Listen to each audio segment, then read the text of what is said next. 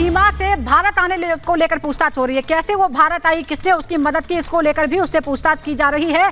सीमा से भारत किस तरह से आई है, नेपाल के बारे में भी सवाल पूछे गए हैं कि नेपाल में कितने दिन रही, कैसे आई, क्योंकि अब ये शक है कि शायद कोई और शख्स है जिसने मदद की। नेपाल के बारे में जानकारी ली गई है।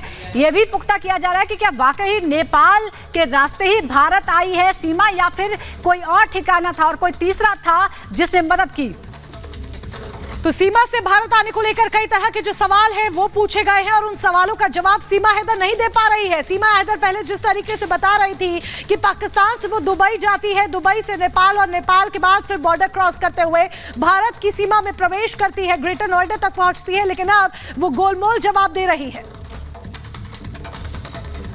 तो सीमा का रहस्य क्या है? सीमा एक पहेली बनी हुई है। वो किस मकसद से हिंदुस्तान आई है, उसके लिए पूछताछ की जा रही है। 2 दिन तक उससे पूछताछ हो चुकी है और हर कोई जानना चाहता है कि आखिर सीमा का राज क्या है, उसका क्या वो किसी साजिश का हिस्सा है। ये रिपोर्ट आपको दिखाते हैं।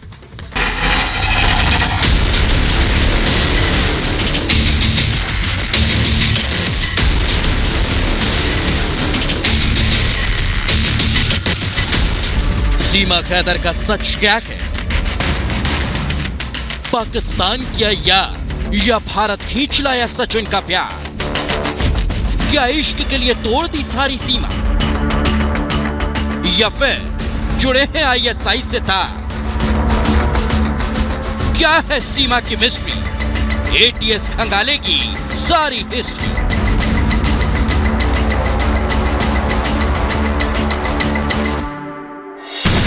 IB से मिली जानकारी के बाद सीमा हैदर से जुड़ रखे हर सवाल की तलाश ATS की टीम कर रही है। सीमा का सच जानने के लिए लगातार उसे और उसके प्यार सचिन को ग्रिल किया जा रहा है। सीमा से लगातार 2 बार पूछताछ हो चुकी है। सोमवार को 8 घंटे और मंगलवार को ATS ने सीमा, सचिन और उसके ससुर नेत्रपाल से करीब 10 घंटे पूछताछ की। इस दौरान सीमा के बच्चे भी वहां मौजूद थे।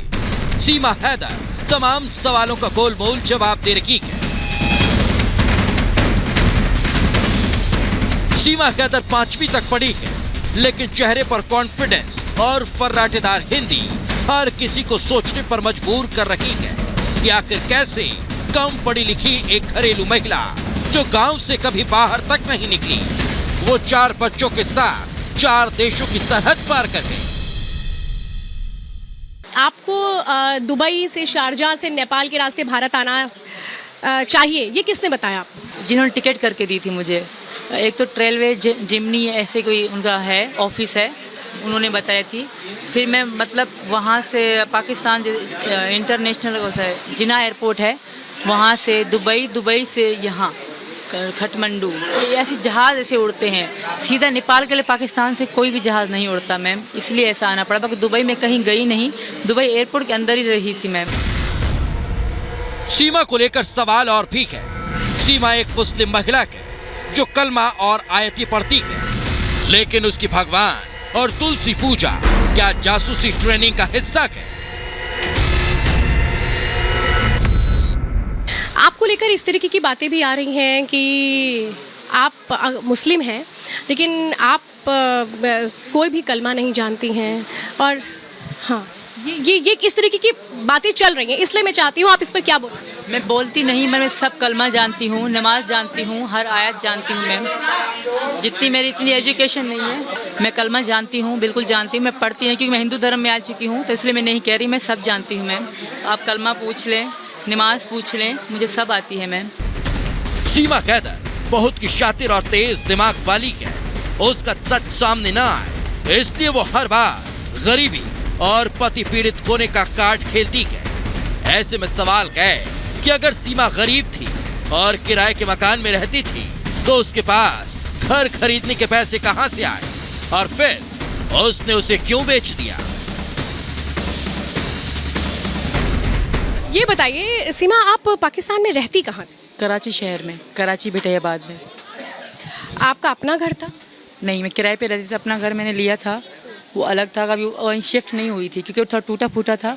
मैंने सोचा कि पैसे होंगे तो काम कराऊंगी, फिर जाऊंगी अपने घर में। मैं किराए में रहती थी तब। जो आपने अपना घर लिया था वो कब लिया था? वो मैंने इनसे बात करने के दौरान ही लिया था, 2020 में ही।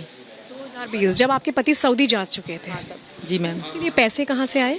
मेरे पति ने दिए थे मैम। उन्होंने मुझे मतलब हर महीना वो देते थे बच्चों के लिए, तो पेट काट के कुछ जोड़ के मैंने लिए। कुछ मेरी ख़ानदान वालों ने भी हेल्प करी, जैसे मदद देते हैं। मेरी मौसियाँ थी, उनसे थोड़ी हेल्प ली, उधार के थ्रू पे ली, उन्हीं से थोड़ी हेल्प ली। कमेटियाँ जोड़ के मैंने घर लिया मैम। जी मैम। और ये जो घर है इसी को आपने बेचा? जी, वो मेरे नाम से था, मेरा था, वही घर बेच के मैं यहाँ चली आई मैम। सीमा कैदर पर पाकिस्तानी एजेंट कोने का शक तब और गहरा जाता है जब वो अपने भाई को लेकर बार बार बयान बदलती है। रिपब्लिक भारत से बातचीत के दौरान पहले सीमा ने अपने भाई के पाक सेना में होने की बात कही, और फिर जब खुद को घिरता देखा तो दूसरी बार भाई के साथ कोई भी रिश्ता होने से इनकार कर दिया। मैम, मेरे भाई कोई बड़े ऑफिसर नहीं है, वो अभी 2022 में ही सेना में मतलब फौज में गए हैं। अभी वो कंफर्म भी नहीं हुए, जैसे पक्का ऑफिसर हो जाता है, अभी वो भी नहीं बने। वो तो आम हवलदार हैं, छोटे से, इतने बड़े नहीं हैं। जॉब ना होने के कारण उन्होंने इसमें भर्ती ली। सीमा कैदर वो नाम जो पहेली बन चुका है। क्या सीमा कैदर पाकिस्तानी जासूस है या फिर सचिन मीणा के प्रेम में दीवानी है? आखिर क्या है सीमा कैदर की असली कहानी? सीमा कैदर की भूमिका सवालों के घेरे में होने की वजह है उसका पासपोर्ट। सीमा के पास से एक नहीं बल्कि 2 पासपोर्ट मिले गए। अब सवाल है कि सीमा को आखिर 2 पासपोर्ट रखने की क्या जरूरत पड़ गई? क्या मतलब 5 पासपोर्ट थे, 4 मेरे बच्चों का, 1 मेरा और 1 मेरा रद्द हो चुका था पासपोर्ट, वो था सर। वो मेरा सारा कानून को सच बता दिया। सीमा अगर एजेंट नहीं तो बौखलाहट क्यों है? क्यों सीमा एजेंट के सवाल पर बार बार भड़क जाती है? सीमा अपने खिलाफ इसे एक साजिश का हिस्सा बता रही है। ये लोग पता नहीं क्यों कह रहे हैं, बहुत बातें लोग झूठी कह रहे हैं मैम। जैसे पहले मैं जब जेल में थी तो मुझे किसी न्यूज़पेपर दिखाया, न्यूज़पेपर में था कि सीमा ने कई बार बॉर्डर, पाकिस्तान इंडिया के बॉर्डर से आने की कोशिश करी, उसको पकड़ के वापस भेजा गया।